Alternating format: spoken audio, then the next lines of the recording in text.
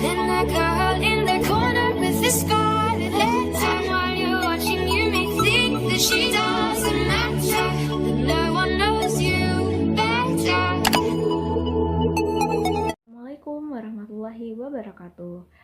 Sebelumnya perkenalkan, nama saya Imro'atul Aziza dari Fakultas Keguruan dan Ilmu Pendidikan dari Prodi PG PAUD dengan NIM 1902 1020 5108.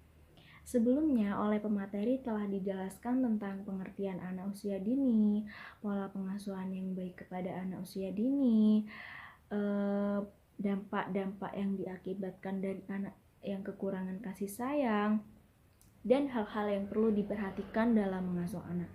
Nah, untuk materi yang terakhir di sini saya akan menjelaskan tentang cara atau solusi untuk mengatasi apabila mendapati anak yang kekurangan kasih sayang. Tentunya yang pertama adalah kesadaran dari masing-masing orang tua. Karena poin pertama ini adalah poin mendasar yang sangat penting yang perlu dimiliki oleh orang tua.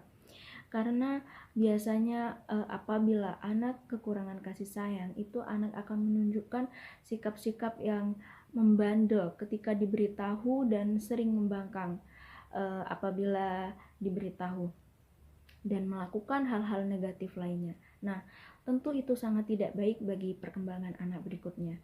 Nah, maka hal-hal yang perlu diperhatikan yang pertama adalah kesadaran dari orang tua. Orang tua perlu menyadari apakah selama ini pola pengasuhan yang diberikannya itu sudah baik. Nah, perlu koreksi dari masing-masing orang tua tentang penyebab-penyebab yang ditimbulkan dari kegiatan negatif yang dilakukan oleh anak.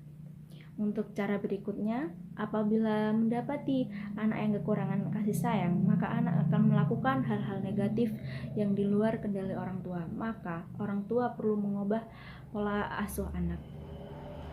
Apabila sebelumnya orang tua kurang memperhatikan terhadap seluruh kebutuhan anak, maka orang tua perlu sedikit lebih meningkatkan perhatian yang diberikan kepada anak. Contohnya dengan memperhatikan kebutuhannya, dengan memperhatikan apa yang dibutuhkan, apa yang diinginkan, selama itu masih di dalam batas wajar. Dan cara yang berikutnya adalah dengan menitipkan anak kepada orang tua. Nah, biasanya apabila orang tua sibuk bekerja dari pagi hingga sore, maka cara ini cara yang paling efektif untuk memberikan perhatian kepada anak. Namun, menitipkan anak kepada orang tua ini haruslah kepada orang yang tepat, karena jika kepada orang yang salah, anak akan terganggu perkembangannya dan akan merasa dirinya ini adalah tidak memiliki orang tua mereka, karena setiap harinya harus dirawat dengan orang yang tidak bertanggung jawab. Maka ini jangan sampai terjadi kepada anak-anak orang tua semuanya di luar sana. Nah, untuk cara yang berikutnya adalah dengan meluangkan waktu kepada anak. Luangkan waktu ini sangat penting bagi anak. Perbanyak komunikasi dengan anak, sering bermain dengan anak, dan memperhatikan kehidupan sehari-hari anak itu akan sangat penting untuk memberikan kasih sayang yang optimal kepada anak dan dapat mengubah tingkah laku sebelumnya anak yang dirasa memang kurang baik atau negatif. Nah, untuk cara yang terakhir yaitu dengan memberikan pujian dan apresiasi. Nah, cara ini adalah cara yang sangat penting karena apabila anak melakukan hal positif yang sekecil apapun, maka usahakanlah dari orang tua untuk memberikan pujian atau apresiasi. Contohnya ketika anak mendapat nilai bagus ketika ia sedang rajin belajar. Nah, maka berikan pujian seperti, wah, anakku pintar sekali karena sering belajar, dapat nilai bagus. Nah, seperti itu.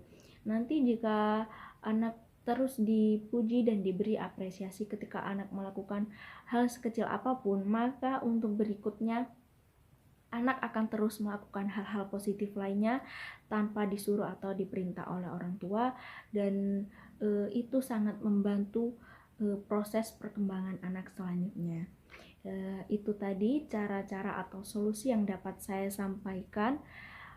Sekian dari saya. Apabila ada kesalahan mohon dimaafkan. Wassalamualaikum warahmatullahi wabarakatuh.